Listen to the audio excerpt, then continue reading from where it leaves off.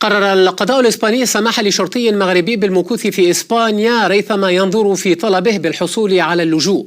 وكان هذا الشرطي قد طلب اللجوء على حدود سبت مع المغرب، إلا أن وزارة الداخلية الإسبانية رفضت أوليا طلبه، ما حدا به لاستئناف هذا الرفض لدى المحكمة الوطنية الإسبانية كما نقل ذلك وسائل الإعلام. معي بهذا الصدد مشاهدينا الكرام من مدريد مراسلنا سيدي محمد طلبة. سيدي محمد، أهلا بك ومرحبا. ما خلفية هذه القضية؟ ماذا عن قرار المحكمة الوطنية الإسبانية، وإلى أي مدى يضع هذا القرار الحكومة الإسبانية في حرج مع المغرب؟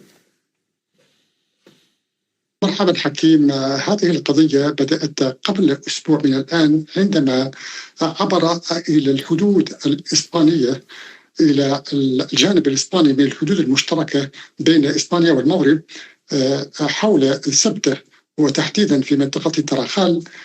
عبر هذا الشرطي بعد أن خلع ثيابه وترك سلاحه وطلب اللجوء بمجرد وصوله إلى مكتب الإسباني الحدودي.